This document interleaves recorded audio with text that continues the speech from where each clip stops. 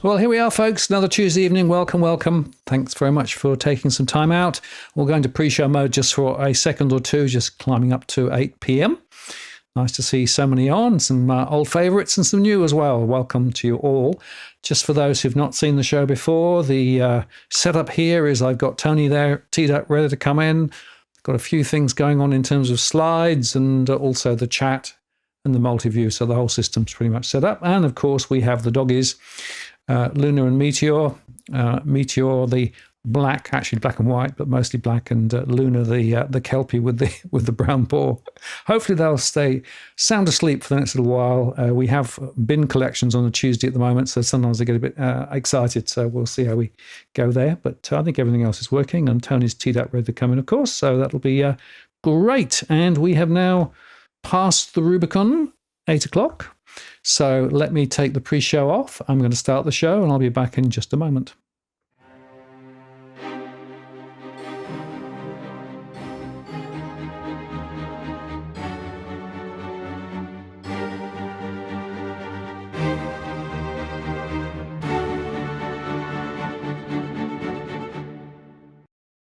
Well, good evening and welcome to this live stream on the 27th of May, 2025. It's Martin North here from Digital Finance Analytics. Great to have you on this evening, and thank you very much for spending some of your Tuesday evening with us. As normal, we're going to have an interesting and relatively free-form conversation this evening. I will remind you that we don't provide specific financial or legal advice. This is a general conversation only. Play nice in the chat, please. Encourage you to put your questions and comments in. We do moderate the chat, of course, as well. And if you'd like to get your question to the top of the list to Tony or myself, if you use Outwalk the World, that'll get into my queue. I've also enabled Super Chat, which means that you can get your question to the top of the queue that way too, or indeed make a contribution to what we do around here. We really appreciate all those who do help us to maintain the show here. We do this not for profit, but we do this because we think there's a really important conversation to be had, and your contributions really help. Also, please like and share as well. Right, let me bring Tony straight in, and we can get the show underway. Tony, welcome, welcome. How are you? Hey, fantastic to be back, Martin. And as per our pre-show chat, I'm pretty pumped for a big ending to 2025. And yeah, the world's certainly gone batshit crazy. We don't know what is real these days. But what I'm going to try and do, as with every show I do, guys, is at least you'll have some key takeaways. You'll go away with some tips, whether that's in life or finance. So I'm going to make it worth your while. I'm not going to get too bogged down in all the bullshit going on, but yeah, here to have some fun. Yeah, similar to a pub chat, Martin, minus the distractions and the poisonous frothies. Well, I've got poisonous frothy, but it's only water. It's fizzy water, so maybe that counts. I'm not sure. Well, look, there's so much we can talk about. In fact, I called this show "What the question just happened," right? Because there's so much out there. But I guess we should probably just start with a little bit of what's happening over in the US with Trump and what have you. I made a show the other day, and I called it "The Markets React to the Art of the Deal by Going Full Picasso," and that's how I feel about what Trump has been doing. You know, the truth is that the art of the deal is clearly about trying to, keep shifting your position and keeping the other people off being, if you like, level. And you think about what they did with China, what they did with the EU on the tariffs, et cetera, et cetera. But the point is, it's like a Picasso, right? Things are not quite normal. It looks weird. Everything's sort of a bit distorted and strange. And I think that this world of Picasso is a way to think about what's happened. A lot of things have got distorted, and a lot of things are off kilter. Well, it goes back to that classic movie Tropic Thunder with Robert Downey Jr., where, you never go full retard. But the world has certainly gone full retard with Trump, the most powerful person in the world, arguably. And I think that's what we're going to have to deal with throughout his term. So, he can create shit coins and make hundreds of millions of dollars. He can say what he wants. He can put tariffs on wine. He can slaughter the Mexicans. He can put them in a world of pain with what he wants to say. It's just totally unfiltered. These days with AI, we're not going to know what's real or what's fake anyway. But yeah, the world has certainly gone full retard, and what an amazing time to be alive and to be absorbing what we're seeing because it's just unheard of, Martin, and Hmm. it's unprecedented. Yeah, well, like I say, what on earth just happened, right? Well, Trump just happened, and what he's doing with the tariffs. I think it's interesting. The UK actually ended up with a compromise tariff agreement where they agreed to pay 10%, which was amazing, right? So that wasn't actually a real win, although it was dressed up as a win.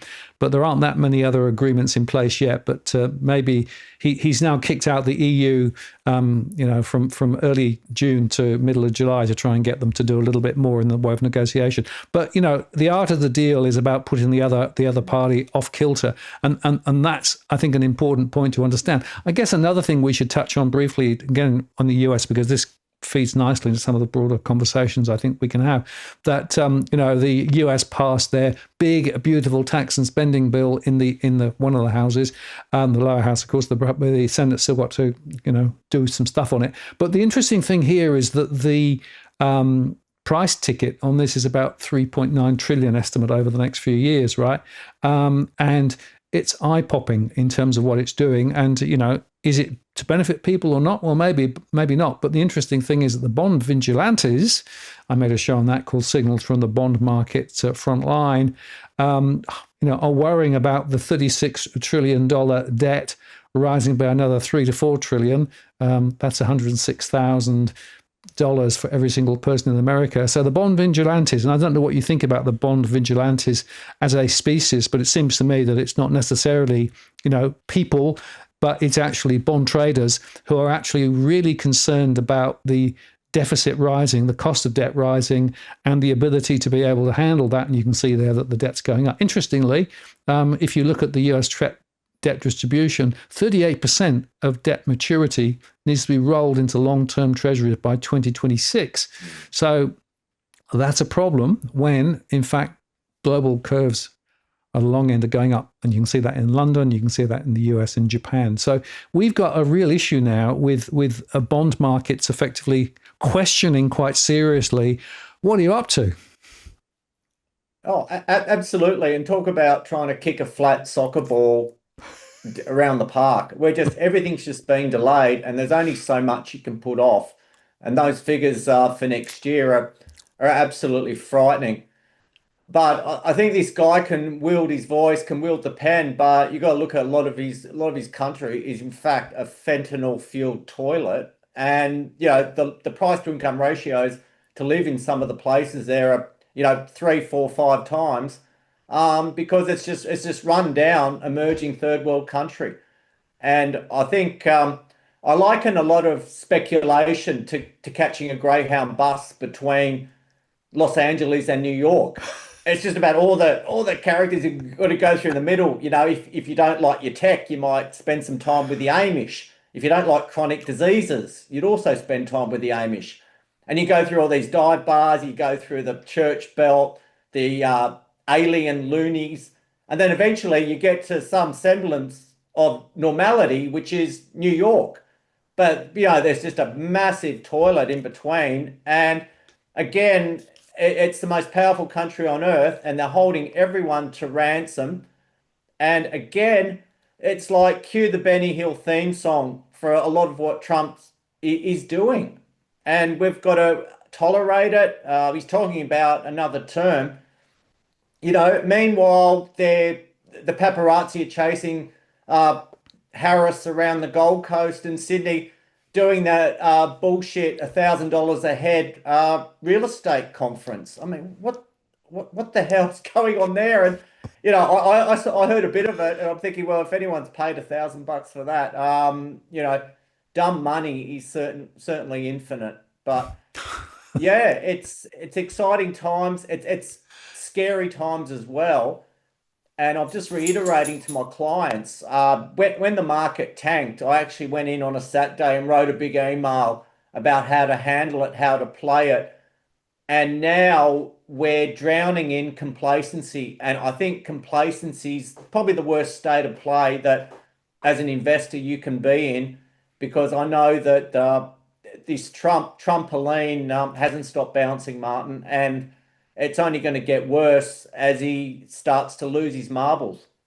Yeah, and it is interesting if you actually sort of stand back and look at the market. So just quickly on the bonds, the move is highest in Japan, which is interesting. US, UK, Germany, Australia, Canada. So this is not just hitting the US. This is fundamentally shifting the yield curve and putting risk on, and making the point that if you want to borrow that long, the risks are a lot higher. And so that's going to be a very interesting consequence. Of course, one of the observations there is that with all the fixed rate mortgages in the US, driven off the long-term bond rate, that's going to put a lot of pressure on US mortgages. It's also going to put pressure on central banks, of course, and the cost of debt, which means that effectively it's going to cost more to service, which means a greater proportion of tax take has to then be actually pointed into servicing the debt. Now that's going to create huge amounts of issues, and we'll come on to some of the tactics in Australia with regard to things like unrealized gain taxes and those sorts of things. So it's absolutely nutty what's going on there. But it is interesting also if you look at the markets. Here's the chart that shows on one hand the DXY, so in other words, the US dollar is going down, it's below 99. Markets have been up and down all over the place, but the PE ratio in the US is 21 times, which I would argue is absolutely to perfection, priced to perfection. In even the Australian market, the PE ratio is very high, which to my mind, Tony, is really an observation simply about the fact that markets, as you say, are absolutely complacent, despite the fact that if you look at the last results season, a lot of companies were talking about uncertainty. They were talking about revenue potentially under pressure and costs rising. So it's like the markets don't seem to have actually joined the dots. But it makes it quite difficult for investors to try and actually navigate the shenanigans with all of these movements. And I guess as we've discussed before, traders versus investors, quite a bit different species there. And I've noticed interestingly how a lot of the big trading banks made massive profits this time around because of the volatility. Absolutely. And if you look at the Dow at 41.6, the S&P at 5,800, historically it's a raging sell. And we had the trampoline, we had those scary down nights, and then suddenly markets recover somewhat. It was a decent dead cat bounce. And now these PE ratios are going to look historically expensive. And if you look at the Commonwealth Bank share price in Australia, which is about $175, you look at Westpac, which hasn't even breached 32 again. Commonwealth Bank is the most expensive bank on earth, and it's trading like a growth stock. So talk about money flow into a bank that has a similar model to Westpac, NAB, ANZ, that is priced for stupidity, not perfection. And at some point, the party will end, but this dumb money just seems to go on forever. So where the Commonwealth Bank stops, no one knows. But would I switch to the other banks if you're after yield, but there's been no greater destruction of wealth than in the search for yield? I think boring old Telstra is probably going to see some love again. You look at all these healthcare stocks after what's just happened with HealthScope. You look at nursing homes running businesses. They're being run into the ground.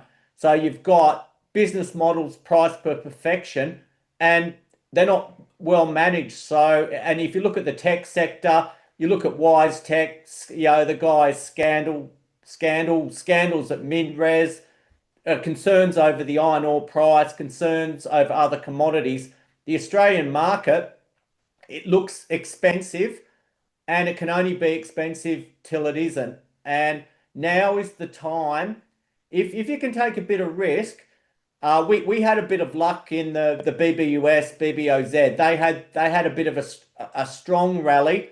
Clients were able to take some out, realizing that the trampoline effect. And now it's time to slowly reload whilst markets are complacent. but I just cannot see any catalysts now to really drive markets through, what's higher than nosebleed levels. So Trump can undo these tariffs, but who the hell's going to believe him? It's the man who cried wolf. So major markets, to me, are an obvious sell. You need to be a stock picker. You need to find solid industrial companies with growth that might pay a dividend, that are going to do well. And you've only got to look at the stunning outperformance of JB Hi-Fi. You walked into JB Hi-Fi early days, you'd see the staff with their blue hair, tattoos and nose rings, but they were having an absolute blast. And that business model now is priced for perfection.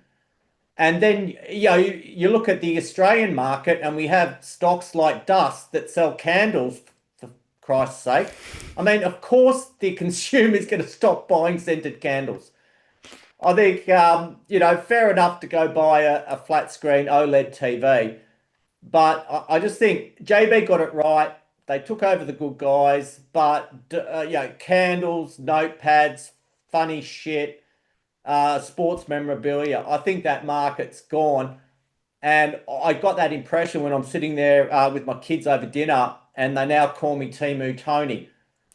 But I've never had more compliments for a $17 watch from Temu that's actually broken. So I've got it. I've cracked it. Consumerism, it's Gornsky's, Martin. And I was at a Woolworths supermarket a few weeks ago in Perth, and a lady just walked out with a bag full of meat, and the checkout operator stared at me. That's it. People have got to steal now to live. And there's no chase. There's no animosity.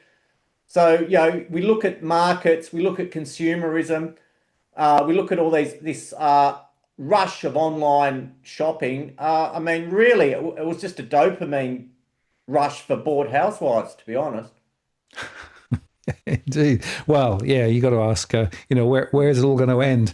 And it is interesting just to reflect on the Aussie market, right? Because we took a bath, of course, with everybody else, but we have climbed back quite a long way now.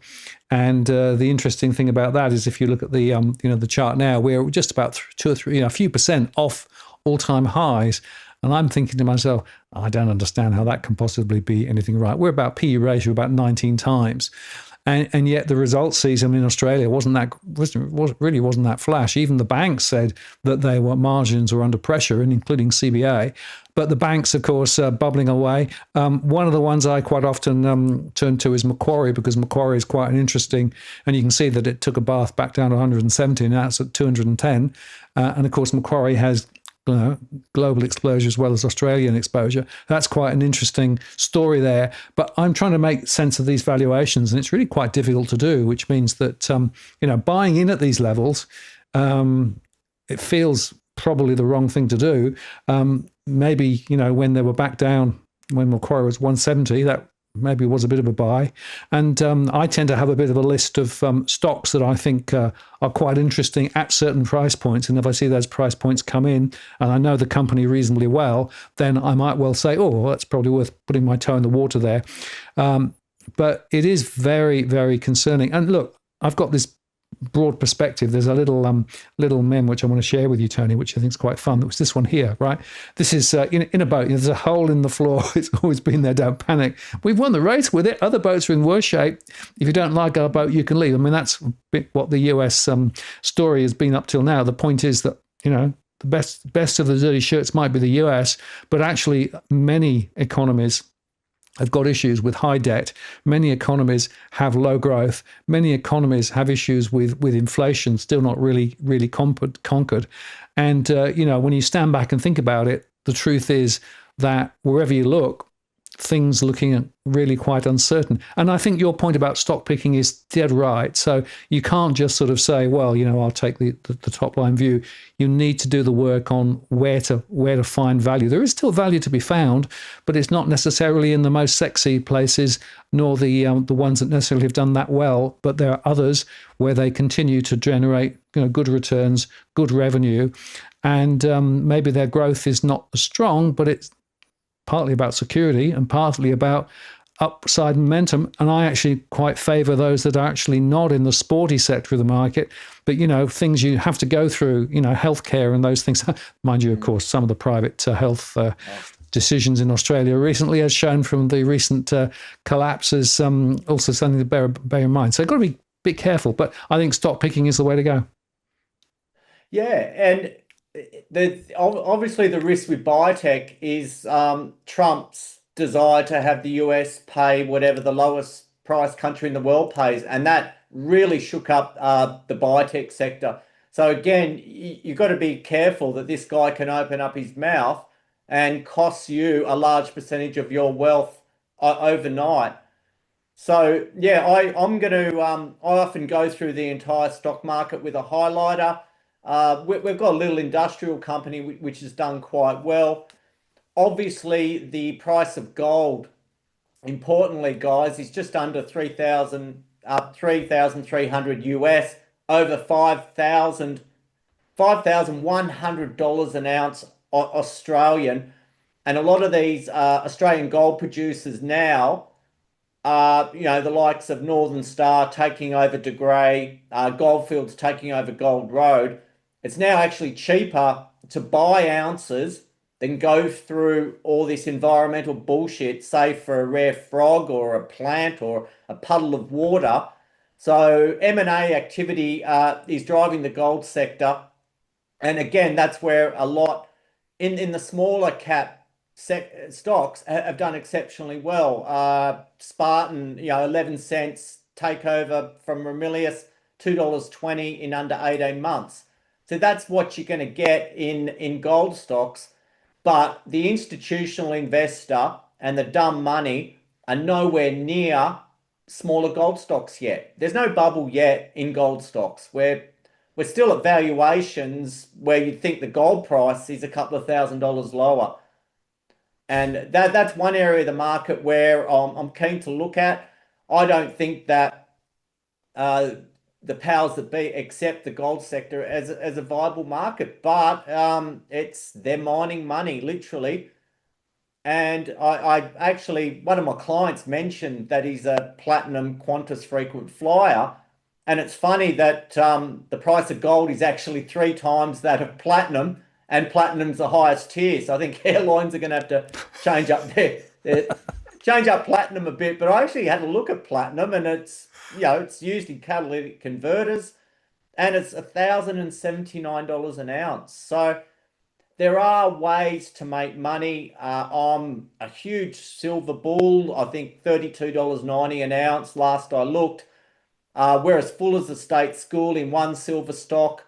It's a strategic play in Queensland. I think something's going to happen with the bigger silver companies up there. So we just got to be patient. And, my job is to spot the Spartans of tomorrow. And that's what I'm doing for clients. We got into Saturn. I took out a US fund. We bought a shitload of it.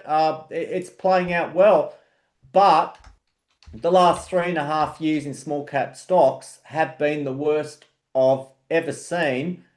And unless you can take some risk, it's certainly not a sector many are going to go near. But that's where the big returns are going to be made. And, you look at areas, property, you look at areas like Curl, which was a bit of a shit area. Now it's beyond blue chip. I look at areas in Perth where you could buy a house for 170 grand. Now, buying a house next to a meth lab costs you 600. So things change, sentiment changes, but all the money flow, all the funds have powered into banks, they've powered into the tech sector and major health stocks. And I think now all that money is going to look for new homes, and we're going to see some new sectors emerge in the market. And I think that there's going to be a case where the gold stocks are going to be the banks of tomorrow in terms of paying a 5-6% yield. But my theory is people holding tech stocks overvalued, paying a 3% yield. What the hell are you doing? Just stick your money in a term deposit and get 5.5%, 6% risk free. So that's where you're going to see it now. And again, you just should not hang on to a stock simply for the dividend. But look, let's take an all-encompassing view, guys. Major indices are chronically overvalued, and they're going to become fairly valued. Then they're going to become undervalued, and that happens with every bloody market. But again, we have an unprecedented political time in the US with Trump. We've got increased volatility, and the S&P 500, well, there's actually 503 stocks. It's all largely driven by seven, and that's where markets have fluctuated and grown. So you've got to look at the broader market. You've got to look at countries that are going to struggle with these tariffs. Like I was reading that the Mexican silver miners, their costs are going to explode.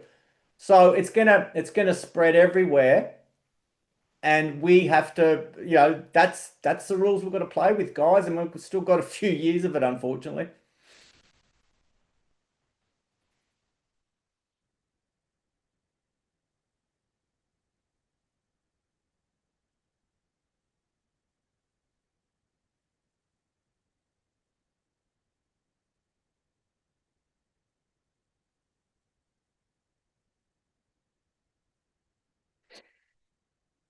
Have you lost your volume, Martin?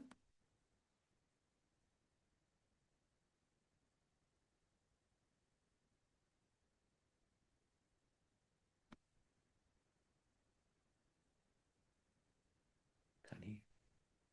Can you?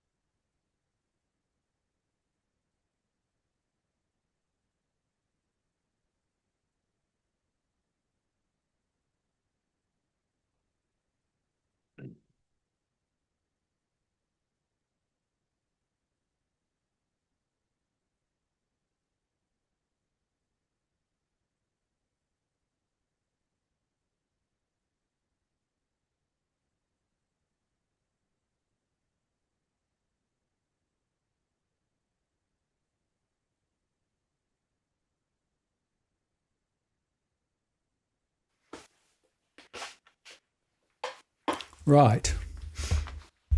I think we're back. Okay. Maybe. Let's have a look. Are we now back? Yep. Got ya. Sorry. Oh dear. Oh dear. Well, that was an interesting little problem. I'm sorry, folks, about that. I can only apologise. Tony, I apologise to you too. I have no idea why it went wrong. Never, ever have I had that problem. No, I've been here a long time. So, I really am sorry. yeah. Anyway. Yes. Where were we? Well, we were just talking about the market. I was just touching on lithium. Yeah. And, my question to you was, what is the story with regard to lithium?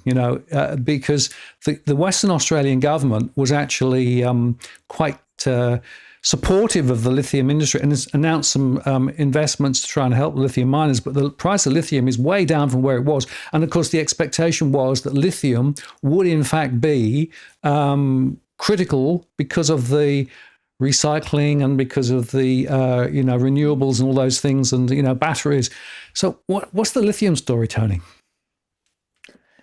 Interesting that gold over the last year, gold is up 40% and lithium carbonate is down 40%. And what we got with lithium was clearly the mother of all bubbles, that it's had a couple of cracks and it peaked.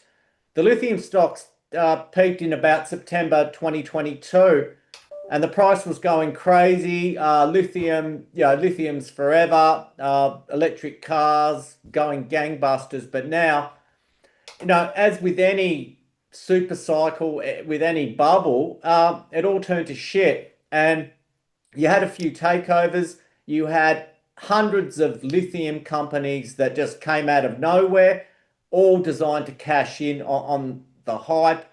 And we had stocks, in the sense going into the dollars, and it was crazy. So I think that the price eventually is going to stabilize. I think things could certainly get worse, but is the time now to be a contrarian with lithium? I'm going to say no, because if you go full contrarian now, you're going to miss out on other commodities and you're going to miss the gold and silver bubble and you're going to miss another commodity. But probably the best way to play lithium now is I'd start picking off some Pilbara mines, PLS. They're about $1.34. During the height of the lithium frenzy in September 22, this thing was about $5.50. They're well cashed up. They've got operations in WA, South Korea, and Brazil. So that's as far as I'd start playing it. But I think, around $1.34, it's probably not far off its lows and is a bit of a recovery play. Obviously, the others have been taken over. I just think that, if you're going to play lithium, be careful, because a lot of the former lithium high flyers have switched to gold. They've given up on lithium. I can't see them adding ammonium to the periodic table anytime soon. So, look, something else good ending in IUM I really like is rubidium. So rubidium is 2 to 4 tons per annum market. It's used in military. It's a potential replacement for cesium. It removes gases from vacuums. I don't know, maybe you could do that with your partner. I don't know.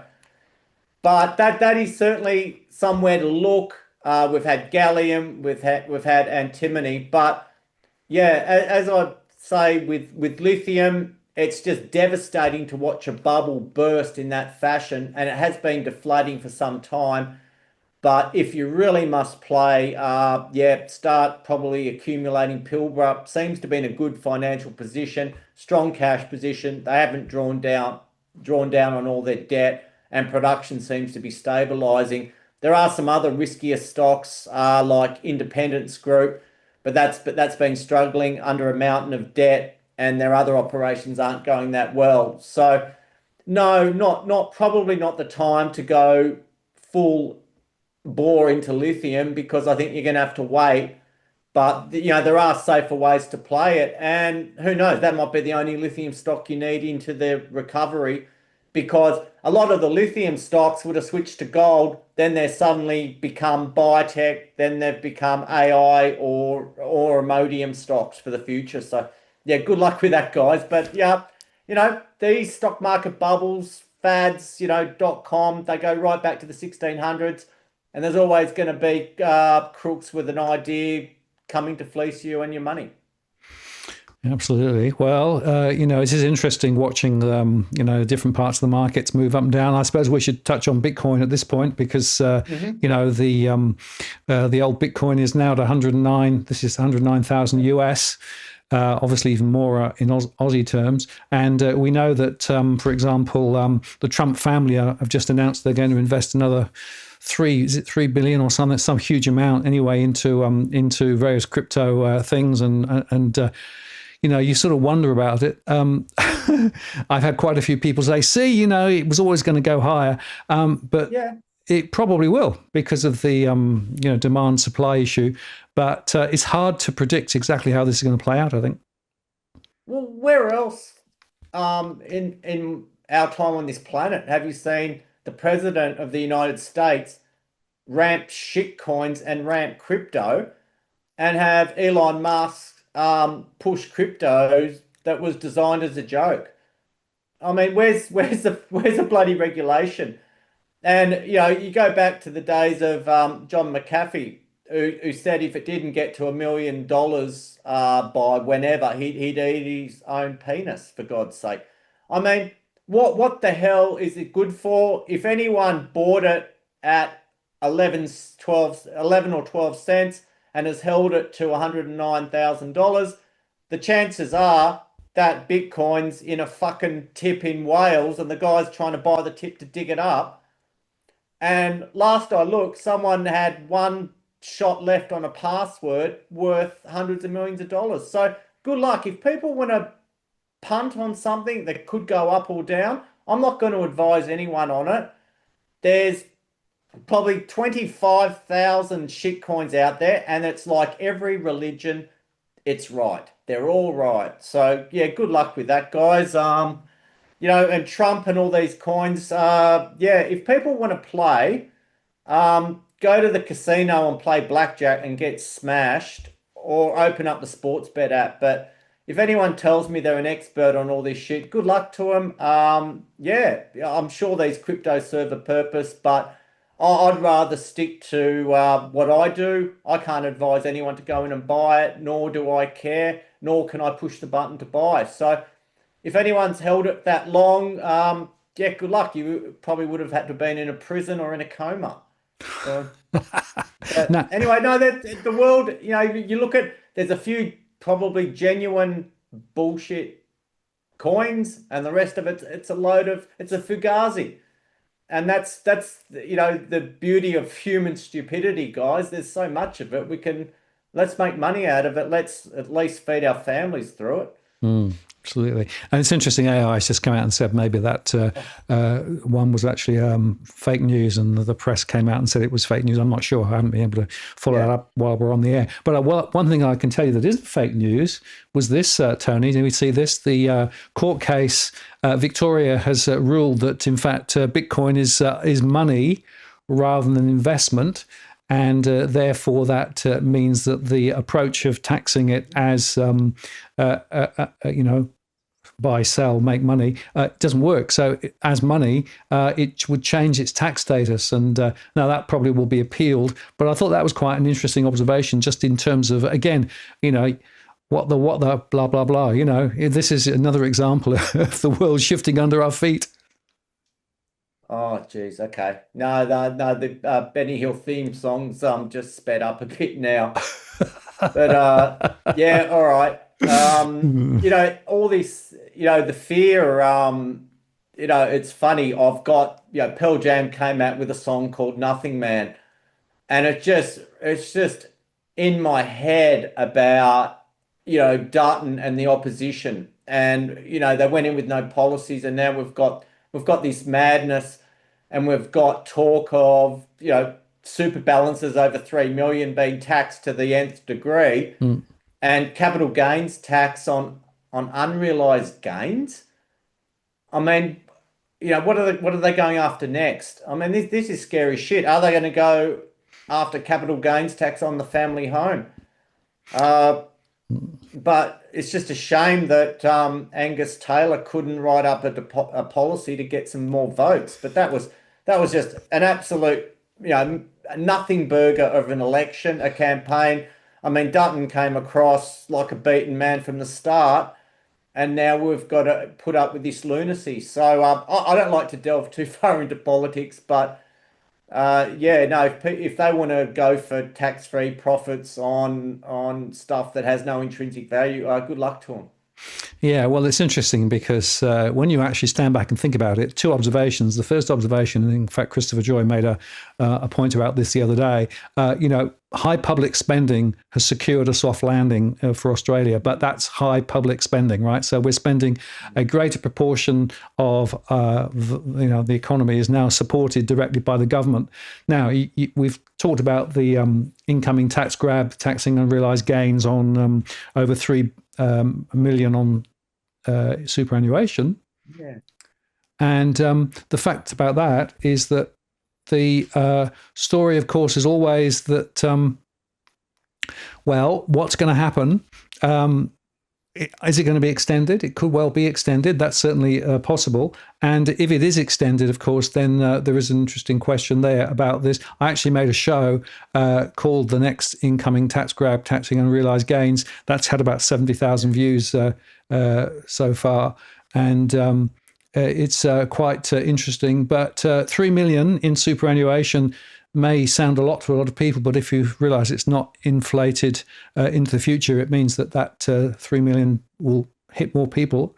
And then, of course, we had, as you said, the other point there about they're coming after your home, as Robert here said, the unrealised gains tax has been carefully designed by the Treasury so that it can be extended to all investment assets and maybe one day the family home, which is pretty amazing. And yet, of course, you've also got the other point there. There is one group exempt from this new superannuation tax, right? The PM and all his entourage will be able to defer paying it until they actually retire, which is disgusting. So not only are they creating one rule for them, but one rule for everybody else, but it is ridiculous.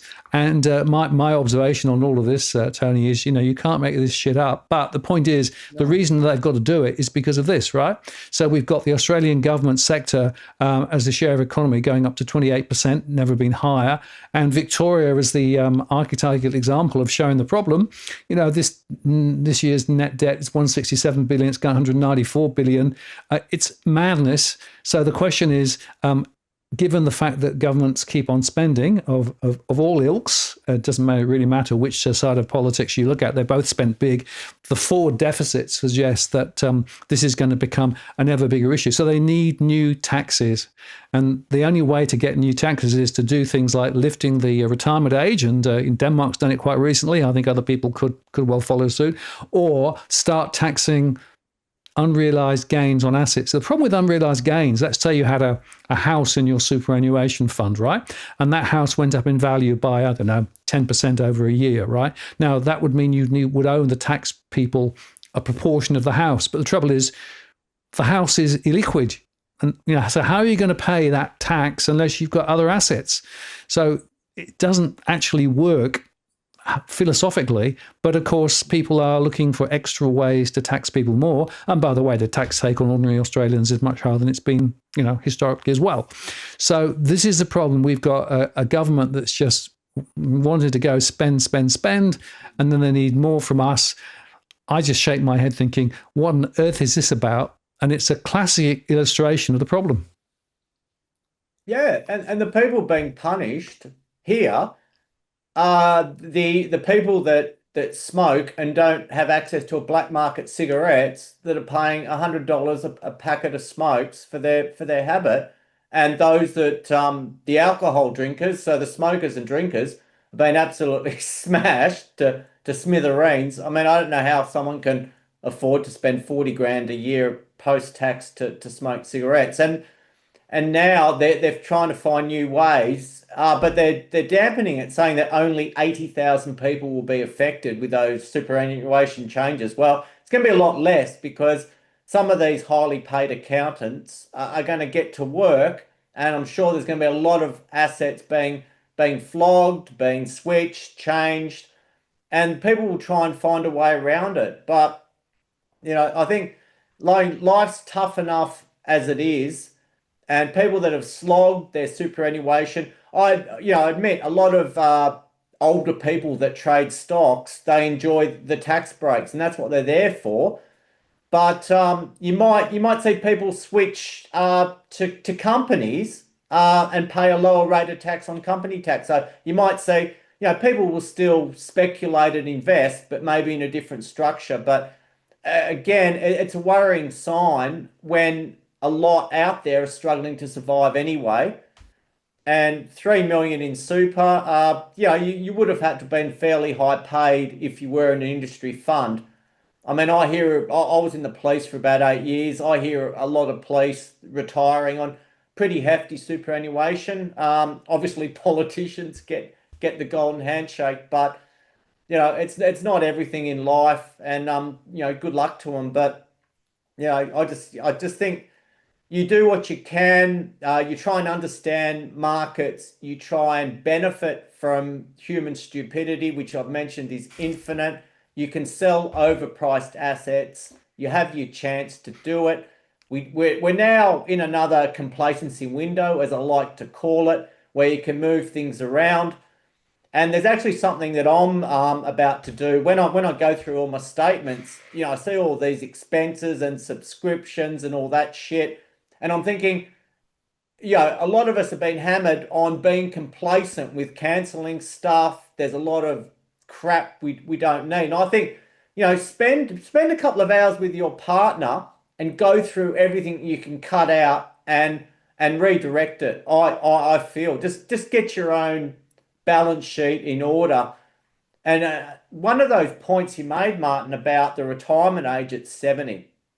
I mean, I'm coming up to 54. I'm going to the gym 3-4 times a week. I'm playing paddle. I highly recommend paddle, everyone out there. It's great for your physical health. It's great for your mental health. Fastest growing sport in the world. Get involved. Really, I'm loving it. I'm playing 3 to 4 times a week. I'm sleeping well. I'm still on my carnivore diet. I did break it. I did have coconut when I went to Bali, which I publicised. But if I'm feeling the best I've felt at the age of 54, not every day's easy, and I've got no idea how people in more physically and mentally demanding jobs are going to work their asses off till the age of 70, where best case their life expectancy might be another 10, 11 years. And this is where they're opening themselves up for chronic diseases, and they're on the slippery slope downhill. So work-life balance, kids, make the most of it now. And I must say, I think I'm turning 54 in July. I've finally cracked the code on life. And I tell you, it's not all about this slogging your guts away, but you have to stay physically, mentally fit. I mean, I haven't touched a drink since New Year's Eve, December, it was 2022 now. And to me, that's a great flex. I'm just trying to prolong my health so I can work as long as I can. And, there's been cases where people in the stock market can work till they drop pretty much. And I'd like to be one of them. So, life's, it's getting harder. And I think once you hit your 50s, you realize, well, you've got to think, well, how many quality years do I have left? Do I want to be slaving away? Is there a risk that if I slow down, am I going to end up homeless? Am I going to end up financially ruined? A lot of people stashed a lot of money. Stuff the kids, enjoy life, enjoy it. And now we've got to struggle with a government that's come in, really had no opposition, and we just got to bend over and cop it. Absolutely, yes. Unfortunately, they rather feel as though the the mandate they've got is way bigger than it is. Just remember that they've been elected on 30% of the primary vote, right? Yeah. And a lot of the fallout was actually all the way the preferences all worked. So I'm a bit skeptical of what their mandate really is. And just before we move on, just one other little observation about this unrealized gains thing. Of course, if unrealized gains are calculated on the value moving up, what happens in the year when it goes down? Well, the answer is that you can actually have that as a loss, but you can't actually claim it back from the tax people. What you can do is park it on against future rises. So, if you're actually investing in something that actually goes up and then starts falling and continues to fall, that you can never get that back from that particular asset. So the whole philosophy and approach, to my mind, is completely flawed. And, once we open the door, and, the 3 million in superannuation sounds like a very narrow base, as you say, a small number of people, but it's the principle of the thing that I'm concerned about, because it will be spread, it will be moved. They'll move the hurdle down, or they'll spread it into other asset types. And once it is in, it'll never, ever go away again. It'll be like the toll on the Harbour Bridge, right? That temporary toll, remember that temporary toll that was imposed for a few years to cover the cost? Well, it's still there. And that's the point, really. So once it's institutionalized, governments can't help themselves. So to my mind, this is one issue which I think is really important to fight on. I will just mention another one just in passing, because I think issues to fight on. You might be interested in this, Tony. But do you remember it was a year ago that we got the final report from the Regional Banking Inquiry? A year ago, right? And they basically said, well, we should safeguard access to banking services in the bush and in regional areas, and that maybe we should surcharge the big banks to be able to make sure that they actually provide services into regional areas. Now, there is an agreement within Parliament. After 90 days, the government responds, right? Now, it's a year later. Nothing. Crickets. I actually made a show on it. No cash, crickets, and the war of mass distraction, right? Because to my mind, this is a classic example of the problem we've got, that they didn't want to actually participate in this particularly, but they were dragged into it, and the Senate did a really good inquiry on it. But the bottom line is nothing's changed, and the government is hoping to be quiet about it and not actually, respond.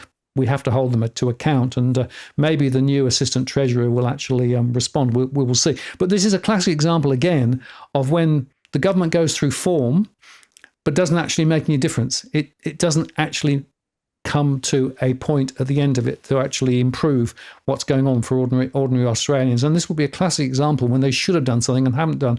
And I get very cross about this. So I've been throwing the blowtorch on this in recent shows, because I think it's disgraceful.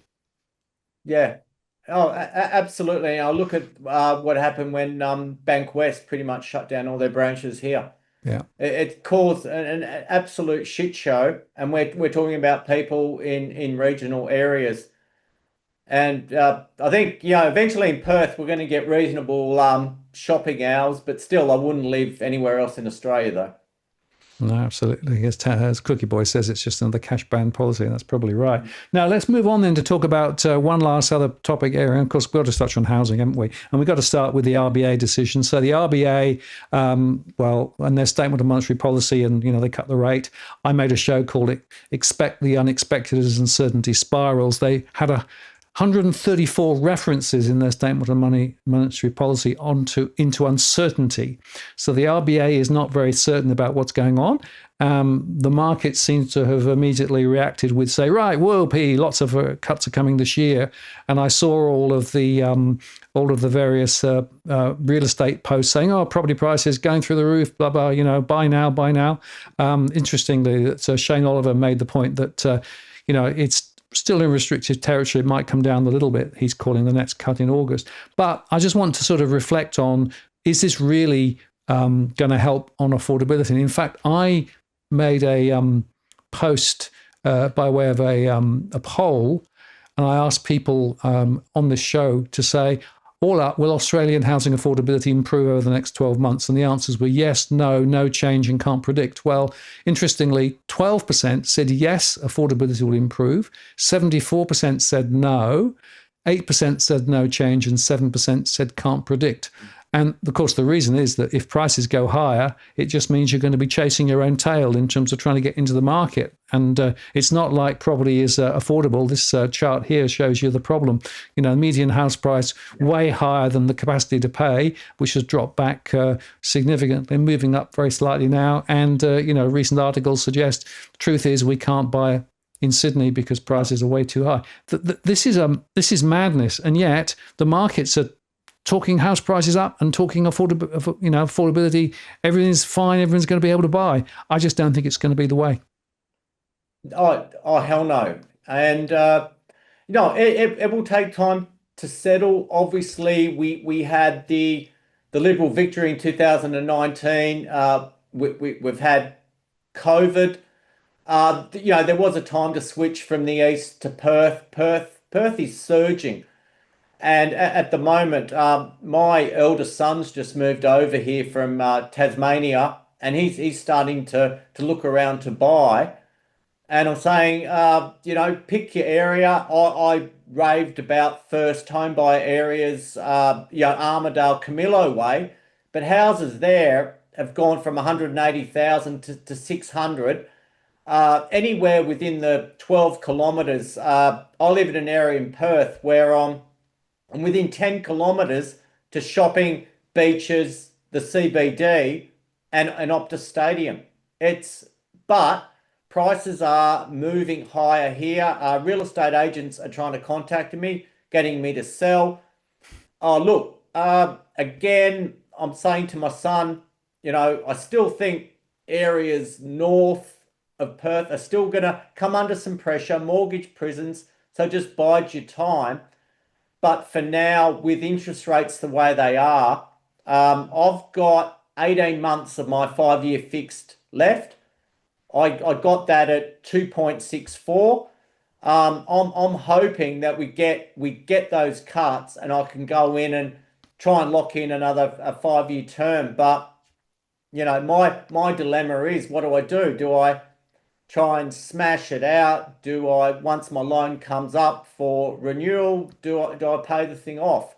Again, it was a no-brainer to lock in the rate I had when interest rates were 1/10 of 1%. And people were saying interest rates in our lifetime are never going to go up. Well, they've just come off 4.1. What are we at now? 3.85.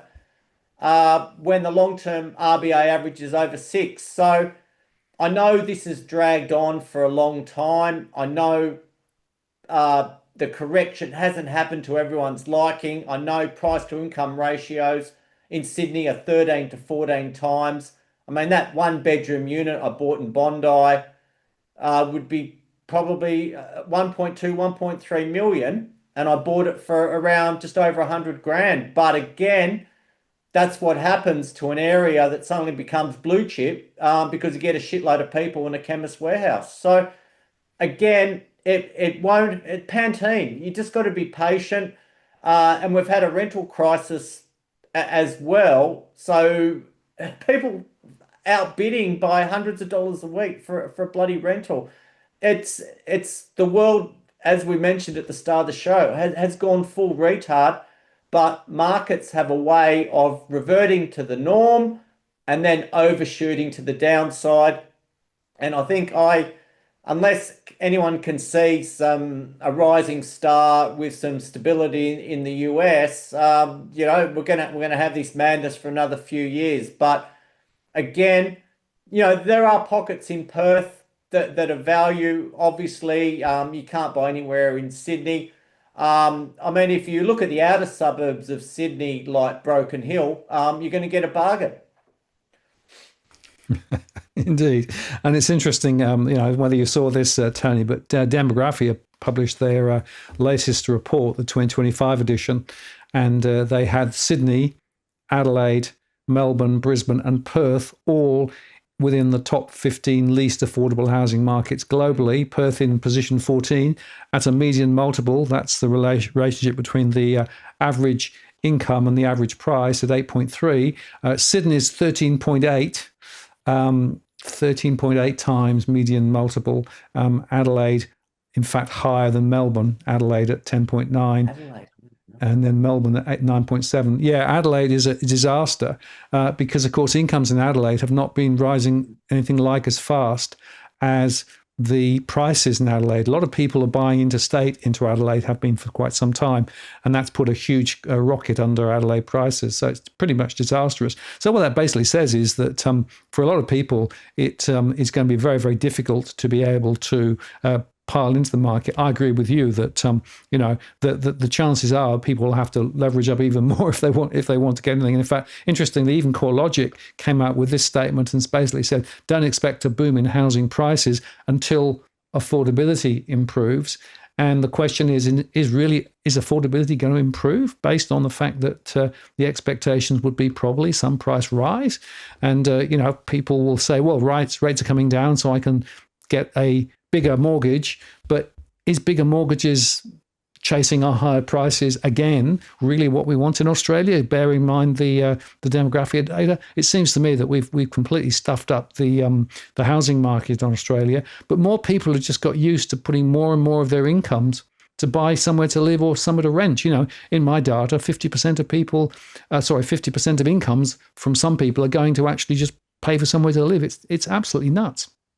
Well, that's just a ginormous premium that you pay to live in Adelaide simply to have gather round. I mean, what the absolute fuck? And you think about it. I look at ocean glimpses. A view is worth a lot of money till it isn't. And you look at all this bullshit, the way adverts are written, houses with bowling alleys and all these marble and all that crap.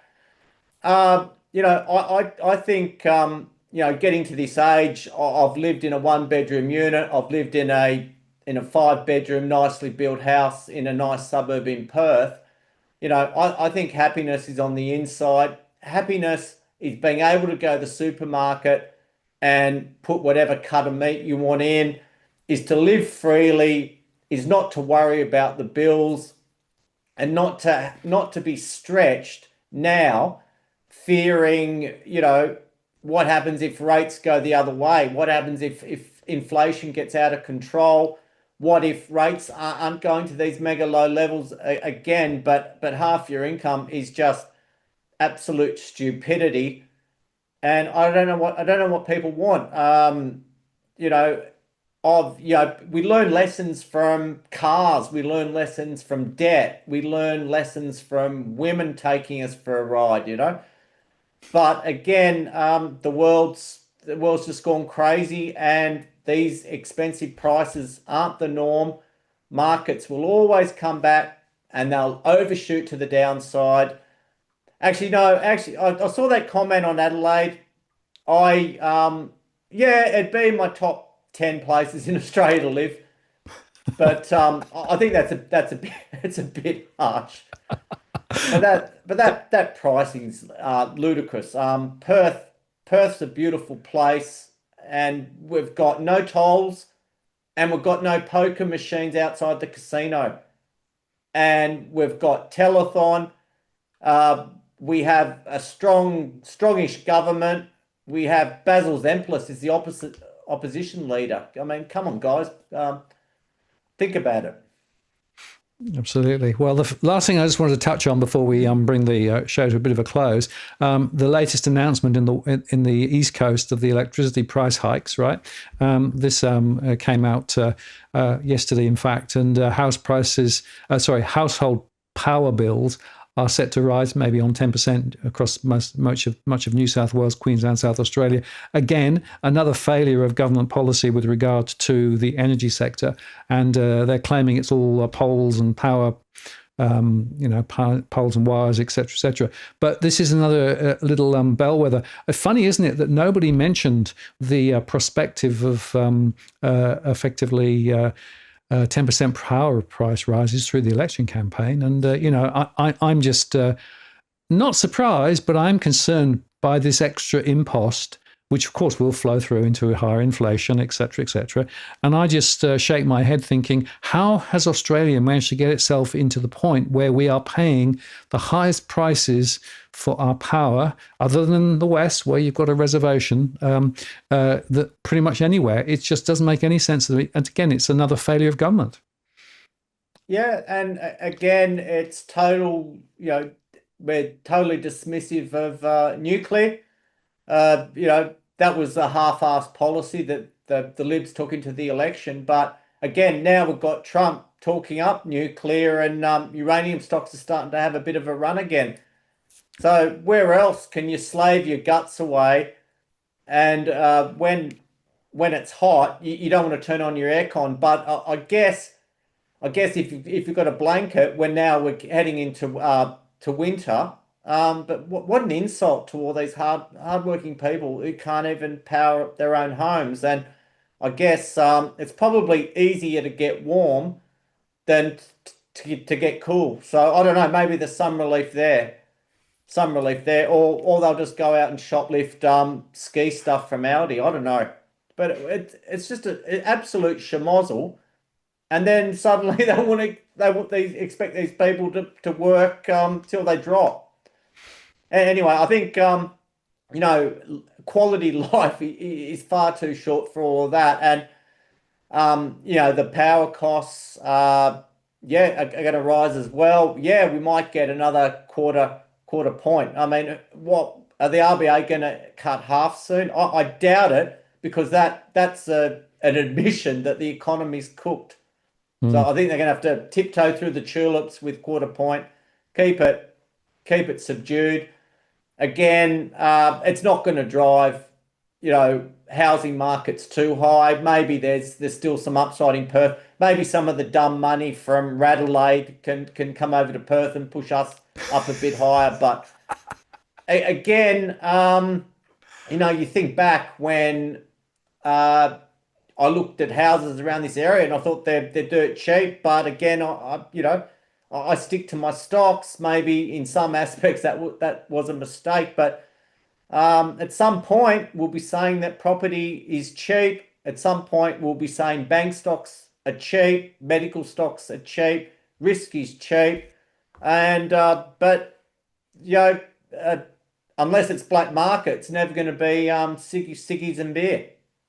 Absolutely. And the last point I just wanted to bring to your attention, Tony, because I know that you've been following the property market quite closely in recent years, as I have, was this announcement. The ACCC is probing the REA Group over price gouging concerns. So evidently the ACCC has been quietly meeting with real estate agents and industry bodies over the past few weeks, asking whether they have feedback or issues with the 34 billion ASX listed company. And it's interesting, of course, allegations about price gouging and the power of these portals. And I'm fascinated by this because I work with, ordinary Australians trying to figure out what to do. And they keep asking me, well, where do I get information about what's going on with regard to house prices? And I have to keep saying to them, actually, remember that a lot of the information on some of these property portals isn't as kosher as you might think it is, and it's quite often misleading.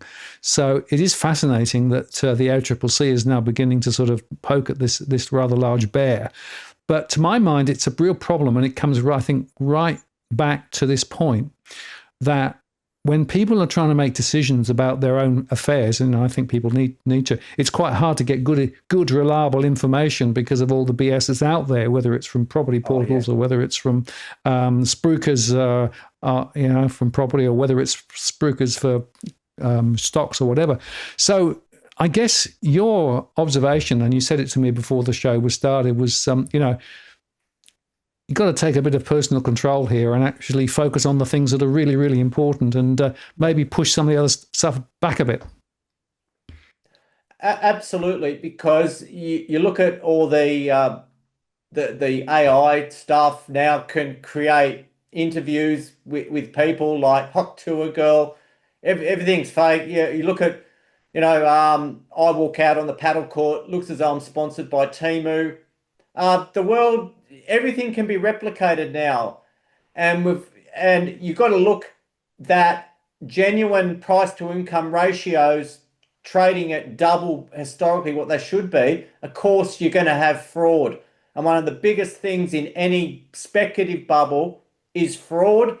And a lot of, if people don't call housing a speculative bubble, they're crazy. If you look at a lot of the crypto garbage, it's just a speculative bubble, and there's not many. And they say quick buck artists come and go in every bull market, but the steady players make it through the bear market. And I think that's what is going to happen. And there's a lot of cash for comments. There's a lot of bullshit getting around, and again, spruikers. And when you got the president of the United States spruiking, whether it's fake or real, it's scary shit. So we do have to take responsibility for our own decisions. Unfortunately, yeah, things are tough. Costs are high. Stock up when things are cheap. Think about all your subscription services and what you own. The time for these mass garage sales was years ago. The time to get rid of your unused treadmills and weight sets was during COVID. Same time to sell a lot of stuff. So, yeah, it's certainly not going to get any easier. My mantra is I'm chasing the lotto dream for clients. Most of the time, drowning in dopamine. They just want the rush. They want the excitement that returns can bring. But speculation, it's hard work. Buying solid assets and waiting is hard work. And again, anyone going into thinking they can make a killing out of property development when the last generation had the best armchair ride of all time with asset prices, PE ratios, house prices. But it's not their fault. They've just been alive at a time when times were good, when we didn't have all this technology. Maybe the Amish have got it right. Maybe when you do that Greyhound trip between New York and Los Angeles, savor it because yeah, that's crazy. Okay, Tony, one last question Yep. from Cookie. Yeah. Any new stocks Tony's eyeing? So yeah, your chance to share a thought if you've Well, got one. yeah, I make it perfectly clear that we're into the small stocks. It's certainly been hard. I on a new front, I think I mentioned rubidium as a potential metal of the future. There's one company in WA that does have a world-class rubidium deposit, does have some gold, and that's Everest Metals, trading around 14 to 15 cents. My clients own it, I own it. But honestly, I've been involved with a company called Red Metal for a long time. It runs between 3 cents and 55 cents. At the moment, it's trading at 11. If I had to buy one speculative mining stock at 11 cents, that would certainly be it. If I was looking at another Spartan or a De Grey or Gold Road, we've just bought a lot of Saturn at 18 and 21 cents. I think they're trading at about 30. That's a stock you could hold for the long term, adopt the coffee can approach. Biotech wise, we're sweating on a phase 3 trial for dimerics in a rare kidney disease drug. Hopefully that comes to fruition. But new stock wise, I'm there to guide clients through the madness. We've had a lot of base hits, but no home runs with the bases loaded yet. But again, it's hard to look ahead because if you're the only one buying something or keen on a new commodity, buying at the bottom's a lonely place, and sometimes selling at the top's a lonely place as well. So, certainly do your research on some of those companies.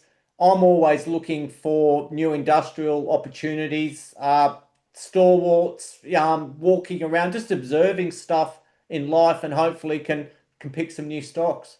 But again, we're up for a big second half of the year, and I'm pumped, and hopefully I hit that home run bases loaded, Martin, and then I might just piss my mortgage off completely when my fixed term comes up next year.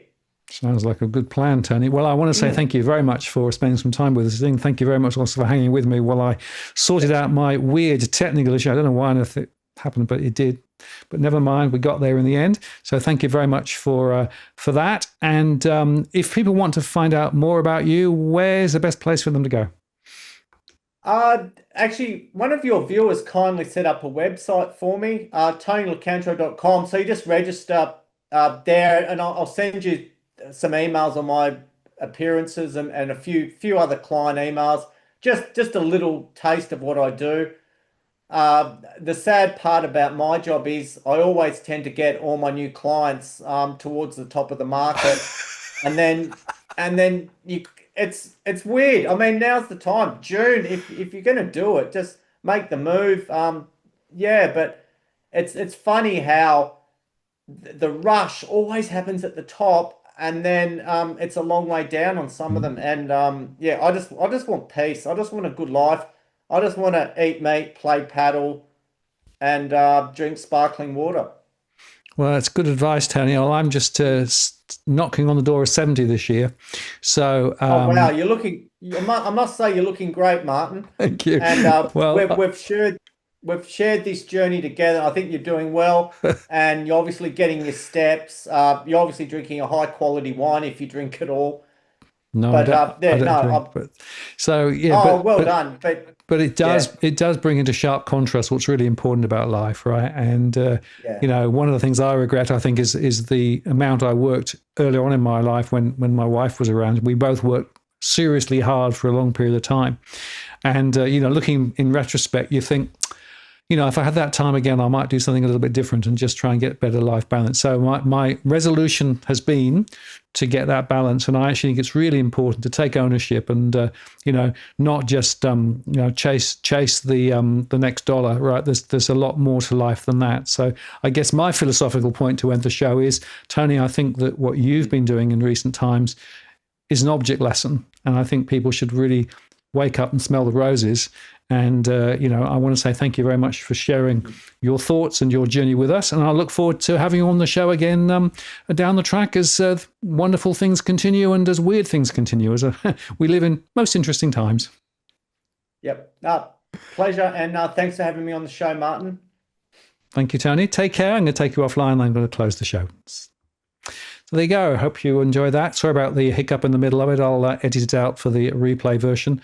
But for those who hang with me, we sorted it. We just don't quite know why it did it, which is the worrying part. So I've now got to unfix it. And of course, the good news is the doggies are still here. Yep, the doggies are still there. Oh, Luna, where you gone? Let's go there. There you go. Luna's gone over that way. There you go. So thank you very much for taking some time this evening to spend with me and Tony and the dogs. And just to say that next week it's Leith Van Onselen who's coming on, and we're going to talk then about some of his latest thesis about house prices and a few other bits and pieces too. So that should be a fun session too. Anyway, thank you very much. Have a good evening. Please like, subscribe if you haven't done so. It's really important to get this message out. And I look forward to seeing you on the next live show next Tuesday. And of course, you can check out my recorded shows, which are posted every day of the year. Martin North from Digital Finance Analytics signing off. Take care. See you next time. Bye.